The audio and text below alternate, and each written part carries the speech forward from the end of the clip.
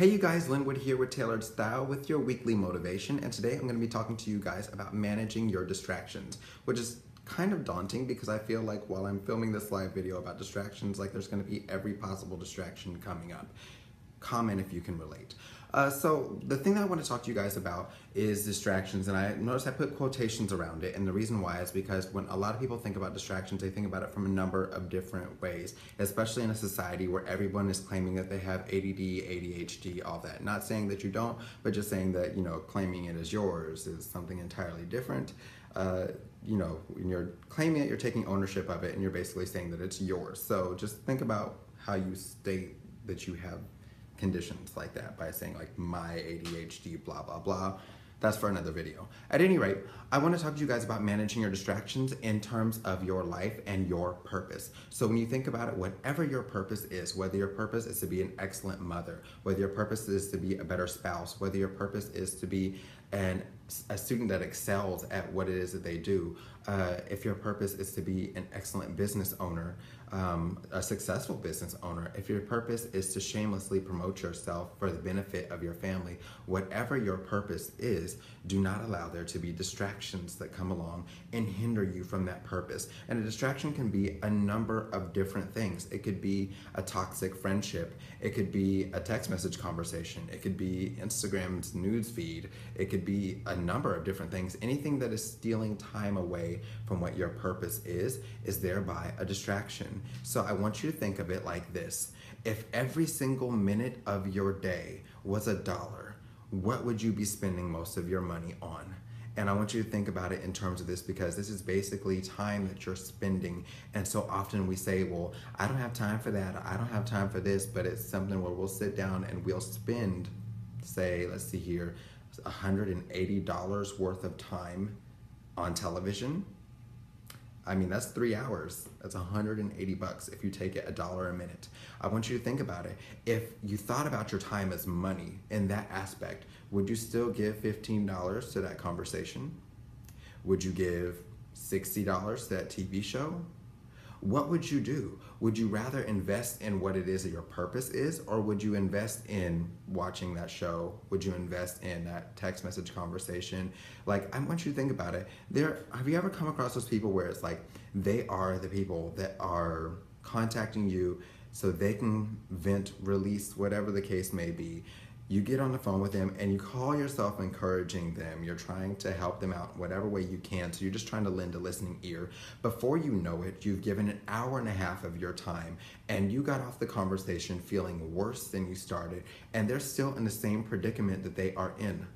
I want you to start thinking about how much time and energy you're investing into that relationship and ask yourself, is that putting you in deficit? Or is that adding to your value?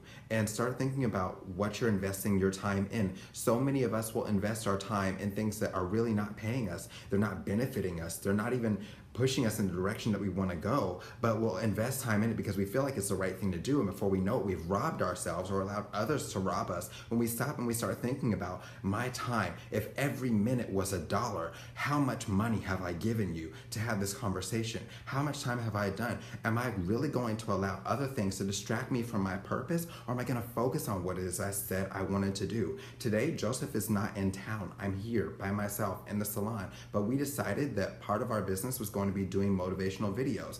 I could have allowed him being out of town to be a distraction and said, you know what, well, Joseph's not here, I guess we can't do the live video. But instead, I decided to invest my time into you. So I want you to guess and think about it within yourself. What is it that I'm investing my time in? What is it that I'm spending my money on? Because ultimately, your time is your money. And when you start thinking of it in that respect, you'll start reassessing friendships, you'll start reassessing relationships, you'll start wondering, okay, well, how much time am I willing to invest in this toxic environment, at this job that's leading me nowhere, in this current position? I'm scrolling through my news feed when I could be spending that time on creating the person that I want to be. So I will tell you this, when it comes down to focusing on your goals, keep in mind that everything that is contrary to your goal is thereby a distraction, whatever your goal is. And you may have multiple goals, but just make sure that whatever it is you're doing is feeding those goals. Now, anyone who knows me knows I will tell you my wife is one of my greatest blessings, but she also can be a huge distraction for me because I will not get work done that I wanted to get done. I will not get other things done that I intended on doing because it will just have me so caught up and enamored with her on doing the most simple things that I will spend hours not doing whatever it is I'm supposed to be doing, and then be procrastinating and be at the last minute of whatever the case may be. Now, because I realize that, I have to then say, okay, you know what, Allison, I'm gonna put my headphones on. This is my editing time. While she's watching TV, I'm editing, so that way we can both focus, and she just knows if she's talking through this show, you're not gonna get a response from me. I'm editing. And she understands that. We've placed that boundary there, and she knows, okay, you know what? Lynn is focused. Lynn is working towards this goal. That's what I'm gonna do. And she actually now has gotten to the point where she's like, okay, well, hey, can you show me how to edit? Can you show me how to film? Can you show me how to do this? Because I want to support the goal and the vision. When you start investing in whatever it is your goal is, you'll find that the people who are around you will either get it together and they'll start investing with you, or they'll leave you all together, which leads you to wonder, was that relationship really all that beneficial for you in the first place, or was it solely about them? So I went ahead and went through all that just to kind of point out what can be a distraction to you and how you should go ahead and deal with it. Now, what you choose to do with that information is entirely up to you. If you choose to go ahead and invest your money and your time and your energy into the distractions, that's on you. But just know that once you know better, you have to do better.